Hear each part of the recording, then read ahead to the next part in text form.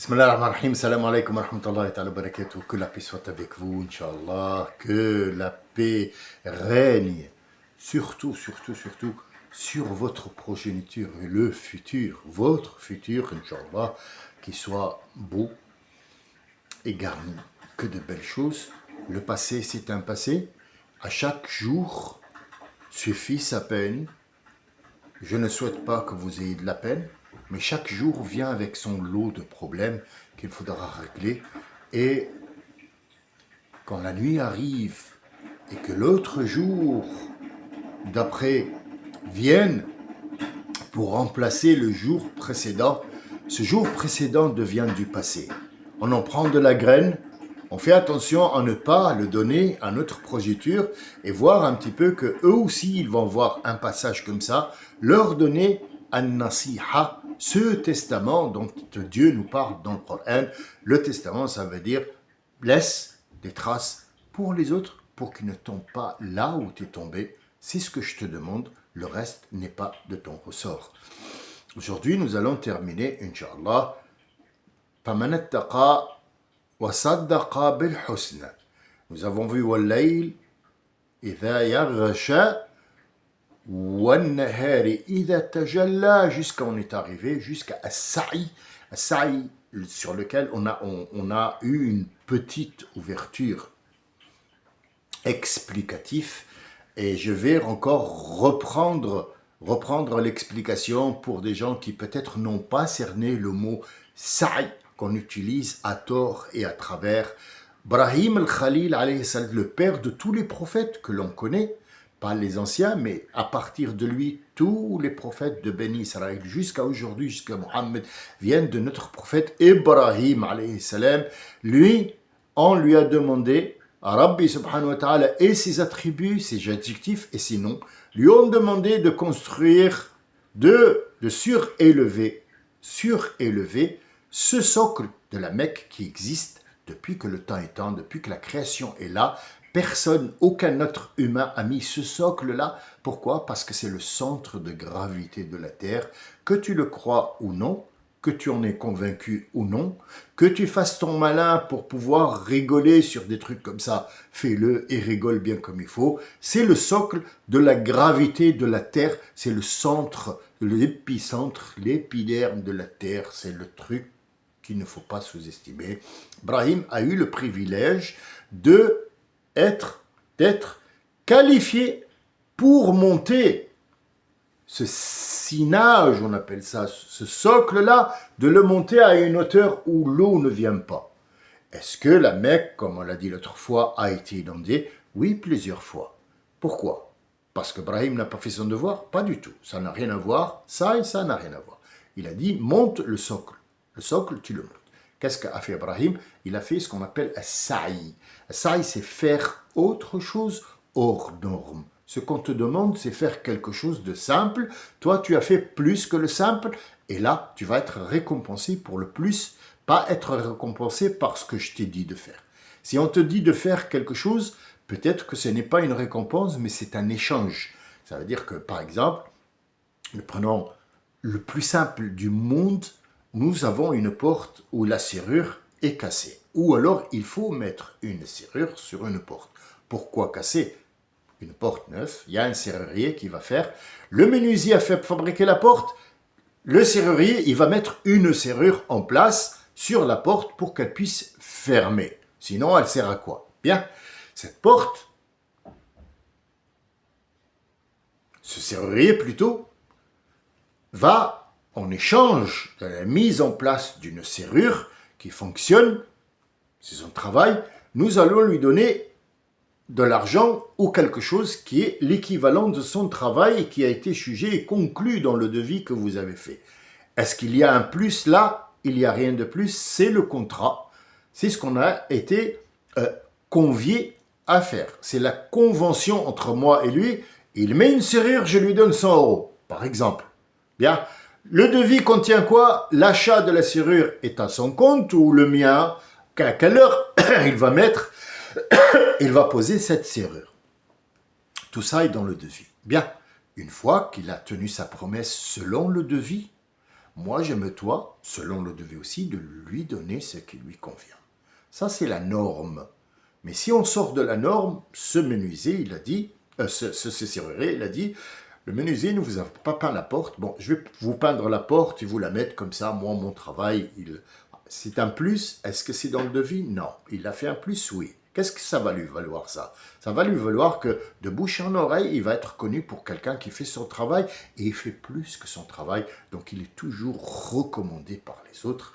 Et là, il voit sa vie changer, son entreprise grandir et il devient quelqu'un de respectable et respecté. C'est le même principe ici. فَمَنِ اتَّقَى وَأَعْطَى بِالْحُسْنَ. Alors, c'est pas le verset, je parle juste, si je te veux le verset. فَمَنْ صَدَّقَى بِالْحُسْنَ صَدَّقَى بِالْحُسْنَ. Avant, إِنَّ سَعْيَكُمْ لَشَتَّى. Vous allez faire le travail que a fait ce menuisier dans tous les domaines. Tous les domaines. Même si tu vas pour, par exemple, assister à un spectacle de rire. Ce monsieur, qu'est-ce qu'il me présente sur scène? Il me présente un rire. Ce rire qu'il m'a donné, en échange, j'ai payé moi ma place pour recevoir ce rire qu'il m'a vendu. Il m'a vendu ce rire. Sauf que le monsieur s'est donné comme accord avec lui-même de donner plus et de faire en sorte que le client ou le spectateur soit à l'aise. Donc c'est quelqu'un qui va être recommandé. Donc son entreprise de rire va faire des bons en avant, il va être connu dans toute la France ou le monde et il va faire son petit business qui va lui rapporter énormément parce qu'il s'est donné corps et âme. Il a rajouté sur son spectacle quelque chose qui n'est pas dans la convention. Faman a'ta wattaqa. A'ta, cette donation que toi tu vas donner dont on parle maintenant, c'est un plus. Wattaqa, il ne l'a pas donné parce que il juge que peindre la porte, je vais lui mettre après, lui dire ouais mais moi je t'ai vendu et je t'ai peint la porte alors tu dois me payer. Ah ici, qu'est-ce que c'est taqwa? Taqwa ça veut dire je le fais par rapport à mon Seigneur. Qu'a fait Ibrahim alayhi salatu salam? Il a fait quelque chose de grandiose par rapport à Allah. Dieu est grand. Rien ne semble à Dieu grand, mais ce que a fait Ibrahim et que Dieu est au courant, c'est quelque chose d'énorme par rapport à l'humanité. Pourquoi cette personne est aimée et pourquoi il a eu la récompense d'avoir tous les prophètes qui viennent de son génétique à lui. Ils vont venir de son propre corps. Ça sera ses futurs arrière, jusqu'à aujourd'hui enfants de lui et pas d'un autre. Pourquoi? Parce que c'est une récompense. Il lui a dit de lever le socle. Il a construit des murs, lui et son fils, et ils ont fait un toit. Il va être récompensé, mais regardez la récompense, qu'est-ce elle va être? C'est pas, tiens, je te donne des sous, ou je te donne de la verdure à la Mecque. Non, mais Ibrahim, tu as monté un socle, et tu as fait des murs en plus, et tu as fait un plafond en plus, juste pour me satisfaire. Je vais voir si tu l'as fait parce que tu demandes autre chose ou pas. Tu es ton fils. Est-ce que Dieu a créé un être humain pour après qu'il soit être sacrifié? Ça sert à rien, c'est con, cette histoire. Il n'y a jamais eu de sacrifice. Non seulement Allah Azzawajal, il va mettre Ibrahim à l'épreuve, mais il nous enseigne qu'il n'a jamais mis une créature et il a dit à une autre créature, sacrifie-moi ton fils ou ta mère ou une fille vierge, je ne sais pas quoi. C'était une connerie. Donc en fait ici le Coran, c'est large comme je vous ai dit, quand on rentre pour voir, on trouve qu'il touche à énormément de choses que l'être humain a mis en place, des mensonges pour les démentir, dans un seul mot. Ça, c'est la magie du Coran, c'est la grandeur de ce livre qu'il nous a donné et qu'on doit voir autrement. Changer la lecture, rentrer voir une autre lecture qui soit moderne et plus compréhensive que celle qu'on nous a donnée ou qu'on a mis dans des murs pour nous donner une seule explication qui les arrange eux. Donc on va les voir après dans la sourate. Tu es mon fils.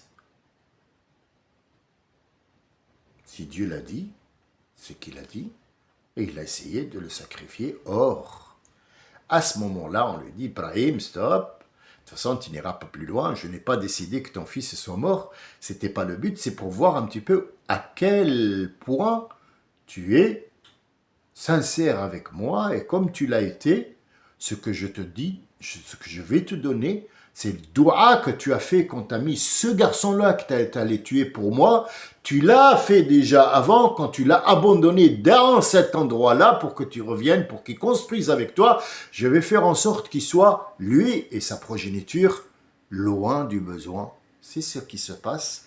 L'Arabie, aujourd'hui, contient les hommes les plus riches au monde. Rien à voir avec les petits rigolos qui s'appellent Musk et compagnie. C'est des broutilles devant l'argent à gogo que l'Arabie Saoudite a aujourd'hui sous les pieds. Et en plus, tous les prophètes viendront de toi parce que toi, je vais te mettre à la tête, en tête de liste comme étant un prophète qui a une place chez Allah Azzawajal. Tu t'appelleras le père de tous les prophètes, malgré qu'avant toi il y a eu, mais à partir de toi, et pour toi, pour te faire plaisir, viendra de ton propre corps, de ton propre nafs, un homme que moi je vais créer dans un autre temps qui s'appellera Muhammad sallallahu alayhi wa sallam, qui sera la créature la plus noble de toute la noblesse, la plus riche de toutes les richesses, la plus propre de toutes les propretés, qui s'appellera Muhammad sallallahu alayhi wa sallam. Et c'est grâce à lui que j'ai créé tout ce monde. Il viendra de toi, parce que toi, tu as fait plus que la normale. Ça s'appelle at-taqwa ici. فَمَنْ أَعْطَى وَاتَّقَى فَلَهُ الْحُسْنَى فَسَنُيَسِّرُهُ لِلْيُسْرَى فَسَنُيَسِّرُهُ, ou bien on va lui montrer, pour être plus précis, on va parler en français, je vais lui faire en sorte que sa vie soit plus facile parce que l'échange qu'il y a entre nous, les êtres humains, et que nous avons fait, c'est la donation de quoi? De beaucoup de choses. Ça peut être de l'argent, mais ça peut être, comme je vous ai dit, un rire ou quelque chose à manger ou quelque chose à porter, tout ce qui peut s'échanger entre les hommes, parce qu'ils n'ont rien d'autre que ça. Donc montre-moi comment tu fabriques ta vie pour que je puisse te donner plus. Alors ici, je ne vais pas trop rentrer dans Surah. Pourquoi? Parce qu'il faut d'abord qu'on mette les points sur les i, en comprenant qu'est-ce que c'est que cette donation avant d'aller autre part. Il y a celui qui va donner et celui qui va devenir un avare dans le sens je ne partage rien avec personne, cette chose m'a été donnée à moi, je ne la donnerai pas, donc quelque part il va mettre ce qu'on appelle un bouchon sur l'autoroute. Il va empêcher les autres de circuler et d'apporter, si vous voulez, un tournant ou des tournants qui sont importants dans cette vie. Il va rompre la chaîne alimentaire sur terre. Celui-là, ça va être maudit. Est-ce que le bouchon viendra un jour où on pourra enlever ce bouchon pour que le monde circule? Oui, ce n'est pas très difficile pour Allah Azzawajal, mais lui va subir les conséquences de ce bouchon qu'il a mis en place. Donc à un certain moment, s'il est avare, et avare ne signifie pas que l'argent, on peut être avare dans beaucoup de choses. Quelqu'un qui a de la science, par exemple, et qui ne le donne pas aux autres, c'est quelqu'un qui est avare. Quelqu'un qui a à manger à la maison, que son voisin n'a pas, et il dit, moi, si je lui donne demain, je n'ai rien à manger, c'est un avare. À part que demain, tu n'es pas sûr d'être là vivant et que tu mangeras ton frigo, peut-être que tu vas t'étouffer avec, dans la même soirée où tu as dit je ne donne pas, tu vas être étouffé par ce qu'il y a dans le frigo et tu vas mourir, tu cours vers ta perte, juste parce que tu n'as pas donné de ce que Dieu t'a donné. Et c'est un compte rendu jusqu'à la fin. Et Rabbi subhanahu wa ta'ala, dans cette sourate, il dit, celui qui va donner et qui va le donner de bon cœur parce qu'il veut partager avec les autres, je vais lui donner wala sawfa yarda, ça veut dire il va être satisfait de ce que je vais lui donner. Je vais maintenant On va faire très court aujourd'hui parce que malheureusement je dois aller travailler, mais il fallait absolument qu'on avance un petit peu parce que les gens sont en train, ils sont là, il s'est arrêté à un verset, on ne sait pas trop, voilà, donc ici c'est aujourd'hui c'est vraiment du bâclage, mais au moins que je marque ma présence parce que c'est important. Et donc quand tu donnes, prenons l'exemple de 1 euro, allez, on est en France, on va parler en euros, on va parler. La chose la plus lamentable au monde, c'est l'argent. On va parler, tu as 1 euro et que tu vas donner 1 euro de bon cœur. Tu vas le donner à quelqu'un, devant la poste, un mendiant, peu importe. S'en fout. S'en fout à qui tu vas donner. Tu vas donner cet euro-là de bon cœur parce que tu te dis, peut-être qu'il achètera un pain. Alors ici, il y a beaucoup de choses qui rentrent en compte. Il y a un gars qui est à côté de toi qui ne veut pas, excusez-moi, parce que j'ai un petit peu mal, donc je m'assois très très mal. Mais ça va aller, vous inquiétez pas, tout va bien. Ouais, mais pourquoi tu lui donnes tu lui donnes 1 euro, il va acheter de la bière avec, tu vas de cigarette. Alors le prophète, alayhi salatu salam, va nous raconter quelque chose qui va nous mettre sur une piste. D'ailleurs, il y a un monsieur qui est sorti, qui a dit, aujourd'hui je vais faire une sadaqa. Nous parlons toujours de ce petit truc ignoble qui s'appelle 1 euro, de l'argent. Aujourd'hui je vais faire une sadaqa. Il est sorti, il a trouvé une femme. Il lui a donné l'argent, mais les gars qui habitent avec lui, ou qui sont avec lui, ou qui c'est ses voisins, il lui dit ouais, c'est une prostituée, tu donnes de l'argent comme ça, des prostituées, elle est sale, elle mérite même pas la sadaqa, t'aurais pu la faire. Le gars, il a eu un petit doute, il est rentré, il a dit ouais, c'est vrai que c'est une prostituée quand même, elle gagne bien sa vie en te vendant son corps. Bon, demain, je vais ressortir faire une sadaqa à sa place. Il est sorti, il a trouvé un petit garçon. Viens, petit garçon, tiens, ça c'est pour toi. On lui a dit, ouais, mais qu'est-ce que tu fais ses parents, ils sont là, ils sont riches, sauf qu'ils traînent dans la rue, tu lui donnes de l'argent, c'est pas normal, c'est pas une sadaqa, d'accord. D'accord, il a dit, demain, je vais faire une sadaqa, et cette fois, je ne me trompe pas, il a trouvé un homme qui passait, il lui a donné, et les gens lui disent, ah, c'est le plus grand voleur, il y est, t'as pas senti son odeur de l'alcool, tu lui donnes des sadaqas, pourquoi tu ne le donnes pas à quelqu'un qui n'a pas de quoi manger? Il est rentré, il a dit, mais je ne sais plus quoi faire, moi. Je ne sais plus quoi faire. Alors, demain, je vais sortir, le premier que je vais trouver, je vais lui donner. Donc, avant de sortir, il y a un ange, il lui a dit, tous tes sadaqas que tu as fait ont été acceptés. Parce que tu es sorti pour faire une sadaqa et non pas chercher à qui donner, parce que tu vas te mettre dans la position d'un juge. Tu vas juger qui mérite sadaqa, qui pas ton truc, pas qui pas de... Non, non, non, calme-toi, Loulou, je parle pas de la kippa. Mais non, tu n'as pas la main de Dieu main posée sur la tête. Ça, c'est les autres. Ils ont la main de Dieu, posée dans la tête. Oui, mais c'est ce qu'ils nous font. Ah, ou qui n'a pas le droit d'avoir sadaqa? C'est pas à toi de juger ça. Tes sadaqas ont été acceptés et au lieu de faire une sadaqa, tu en as fait 4. Tu n'es même pas conscient. Sache que la sadaqa a été acceptée. C'est un exemple qu'il nous donne pour que tu ne juges pas ce que tu donnes aux autres. Ne dis pas j'ai donné et je vais donner à qui moi je juge. Tu n'as pas à juger parce que tu n'es pas apte à juger ces histoires-là. Autre façon de donner. Toujours on reste dans l'argent, n'est-ce pas? Parce que malheureusement, l'argent, ce qui unit les gens, c'est malheureux de dire ça. C'est malheureux que moi, maintenant, qui déteste l'argent, parle de ça pour inciter les gens et les laisser toujours dans le mode argent. Mais j'espère qu'à travers ces exemples, vous comprendrez que l'argent ici, c'est juste le sujet, pas le verbe. C'est pas l'acte. L'argent n'est pas l'acte. L'argent, c'est le moyen. C'est la monnaie d'échange. C'est l'échange. C'est le produit qu'on échange pour avoir quelque chose d'autre. Nous arrivons, nous allons faire 3 exemples. Nous en avons fait 2. Le 3e exemple, c'est quelqu'un qui allait à la Mecque, qui est sorti dans les ruelles avec son chameau chargé, manger tout ça, tas de trucs, ses vêtements. Et il allait, il a dit, moi aujourd'hui, hop, direction la Mecque pour faire mon pèlerinage. Un mois, et j'arrive, j'ai tout ce qu'il me faut pour manger en route, pour m'asseoir, mon tapis, ma tente, tout ça. Et il voit une femme qui était en train de ramasser un animal, une poule, on va dire. On est bien d'accord, parce qu'il y a des animaux en pleine dans la rue de la Mecque, de la Mecque, n'importe quoi, dans les rues de la ville.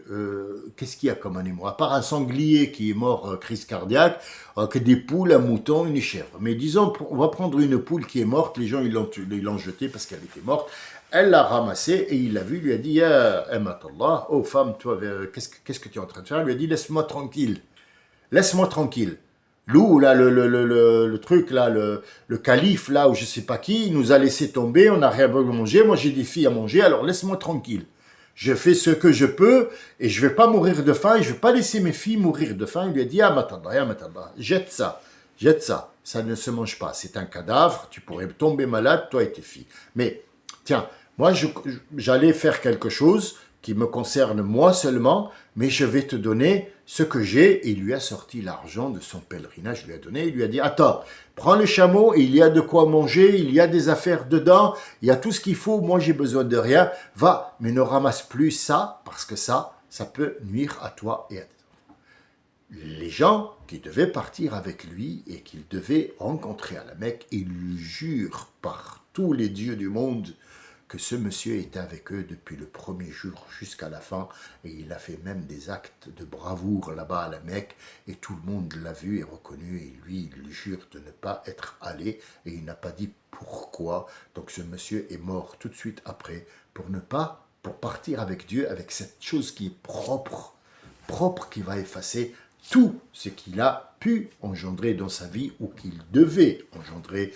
Il a été mort, c'est convenu comme ça, oui, il devait finir sur quelque chose de bien. Donc tout ça relève de la situation suivante. L'argent, c'est juste un moyen de véhiculer dans sa vie, ce n'est pas un but. Et chaque fois que vous donnez de l'argent, Allah Azzawajal vous le récompense et vous le rend, parce que ce que nous n'entendons pas, c'est un ange qui descend dans le premier ciel et il dit, tu as fait tel et tel acte qui est propre à Allah. Tu l'as fait par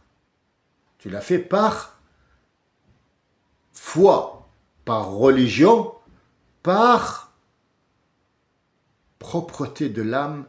Et Dieu te dit, normalement c'est à moi de donner à cette femme, je te l'ai envoyé pour voir ce que tu fais, je t'ai envoyé cette prostituée, ce petit garçon, ce soulard qui passe devant chez toi pour que tu lui donnes cette sadaqa. Peut-être que cette sadaqa va l'empêcher de faire ou commettre quelque tel et tel. Donc vous voyez, on sort de l'argent, mais je vais te rembourser ça tout de suite.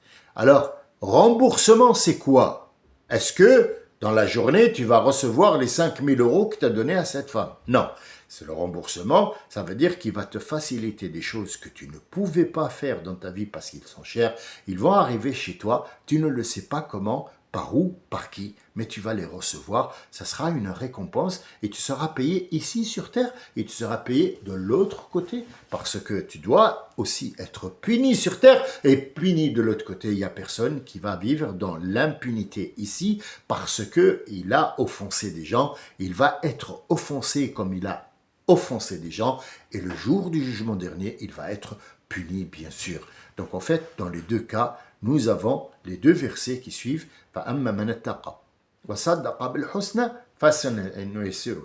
et ainsi de suite, jusqu'à arriver où il va parler de quelqu'un à la Mecque. Il parle ici, en l'occurrence, de Abu Bakr, c'est-à-dire qui a donné tout son argent quand il est rentré à la Mecque pour satisfaire le prophète et satisfaire Allah. Et ils ont dit, ouais, il fait ça, c'est un lèche-cul, il fait ça parce qu'il a une fille et une traînée qui va lui coller dans les pattes parce qu'il veut s'approcher. C'est les mots qu'il disait à la Mecque à l'époque. Donc Dieu va prendre sa défense sans évoquer son nom, mais il nous parle aussi de nous, Parce que les gens vont dire des choses sur nous quand on va faire ce bien, quand on va faire ces choses-là.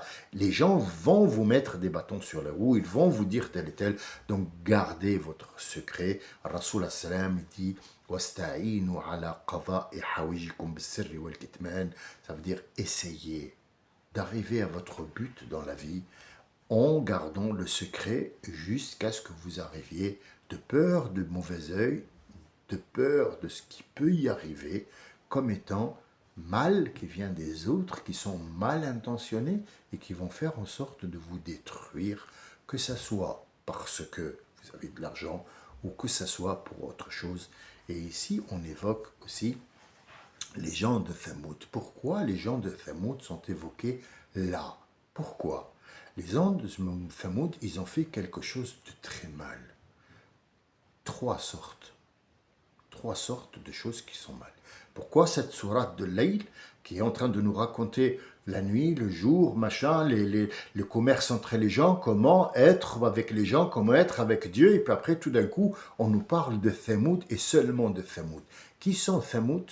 Pourquoi et comment? C'est les gens de Salah, le prophète Salah qui était ici des tribus arabes, c'était un arabe, et qui va voir des gens qui ont habité dans Thamoud, la deuxième et pas la première. Il y a eu Ad, la deuxième aussi. Ils habitaient dans des endroits où ils pouvaient faire les sculptures dans.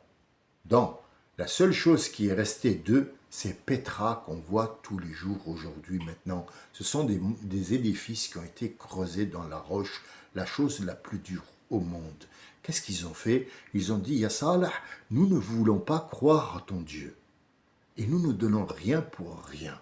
Nous avons notre petite vie, il faut que tu nous laisses tranquilles. Nous ne voulons donner à personne rien du tout. Il leur a dit, dites-moi, pour que vous croyiez en ce Dieu, qu'est-ce qu'il faut faire? Ils ont dit, ouais, pourquoi pas. Nous, on te dit. Est-ce que c'est vrai, ton Dieu, il existe ou pas?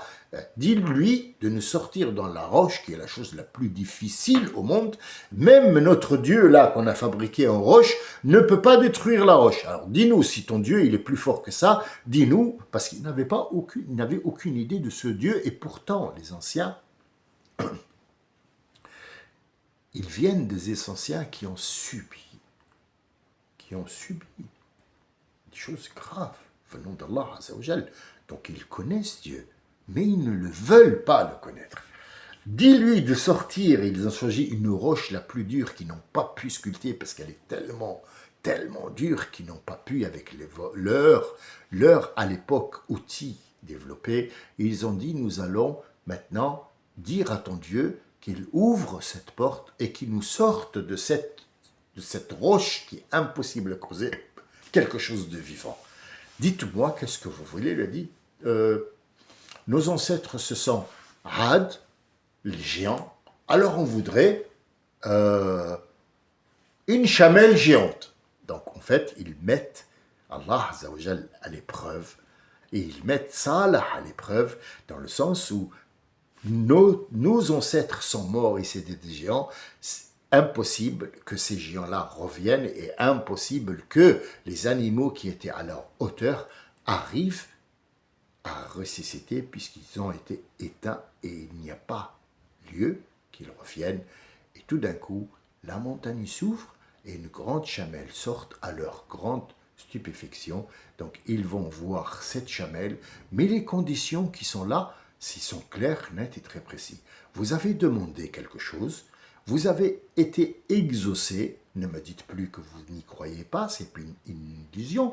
Et pour que ce ne soit pas une image ou un allogramme, cette chamelle va manger et boire de votre eau et de votre manger. Donc vous l'allez laisser paître et manger tout l'herbe et vous allez la laisser boire l'eau du puits, un jour pour elle et un jour pour vous. Ne lui faites pas de mal, sinon il y a un gros mal qui va s'abattre sur vous.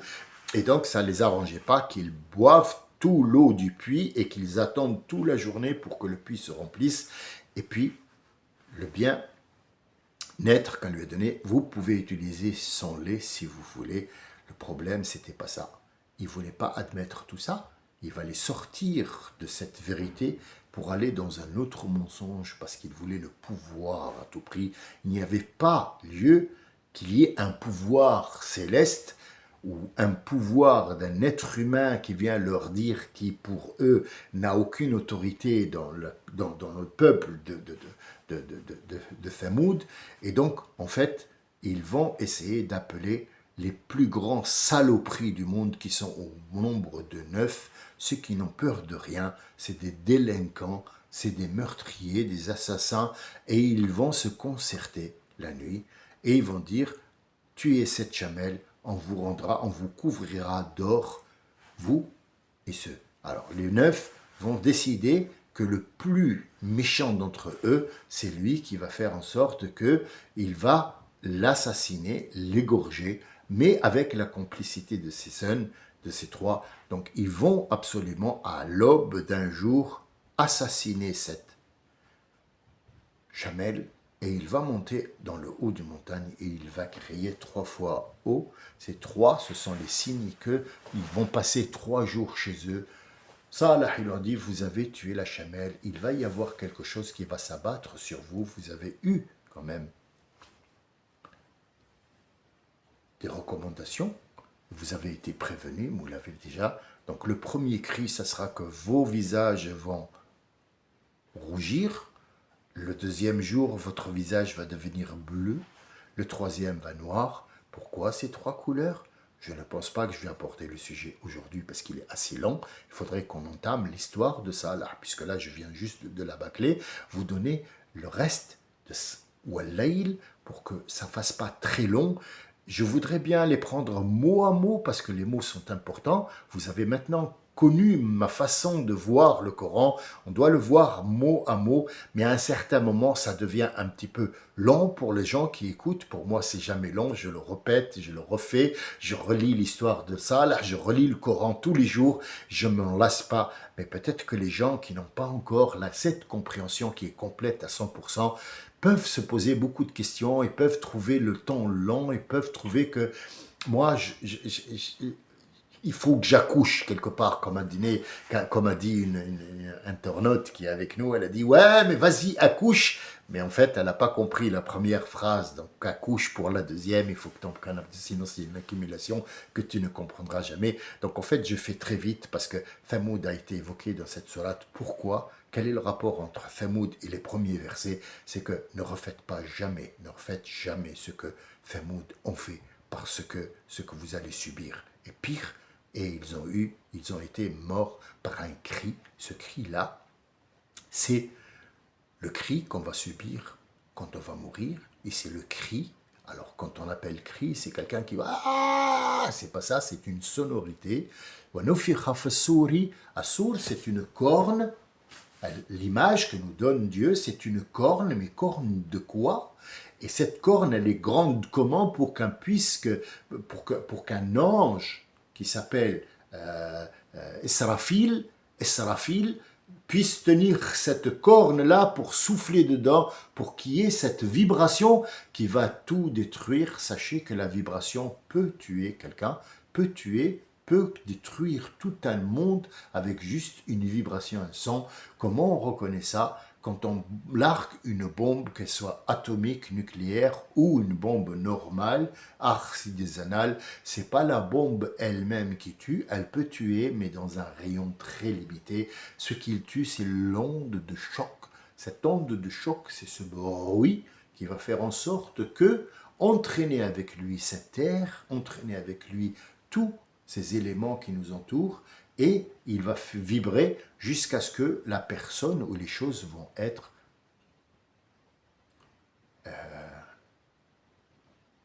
comment on dit, démontées pièce par pièce, cellule par cellule. On va être de toute façon mort, quoi qu'il arrive, avec une douleur atroce, et une souffrance et une agonie.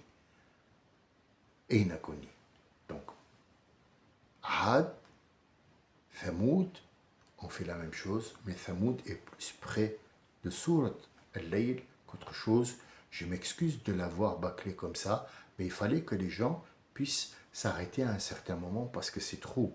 gros pour eux et nous passerons à la prière de la nuit, mais en revenant à chaque fois sur la prière, c'est sur cette prière-là, puis nous entamerons l'histoire des prophètes pour que vous sachiez de qui on parle, qu'est-ce qu'ils ont fait, quels sont les actes criminels qu'ils ont fait envers eux et pourquoi ils ont été anéantis, exterminés pour une belle chose, pour une bonne chose ou pour une mauvaise chose. Je vous laisse découvrir ça la prochaine fois. Salam alaikum wa rahmatullahi wa barakatuh. Je m'excuse d'avoir été long, je m'excuse d'avoir été surtout court dans l'explication, mais je pense que les éléments que je vous ai donnés pourraient vous donner une explication. Faites attention à la traduction en français. Elle n'a aucun rapport avec le sens. Je sais, vous allez me dire, moi je ne parle pas arabe, je n'ai que cette traduction. Prends ce que je t'ai dit, mon frère, ma sœur, prends ce que je t'ai dit, regarde voir les choses véridiques. Tu vas comprendre que cette sourate t'explique le mode de vie. Toutes les sourates nous expliquent le mode de vie dans un but précis, dans un contexte précis et dans un mode de vie précis. Salam alaikum wa rahmatullahi wa barakatuh.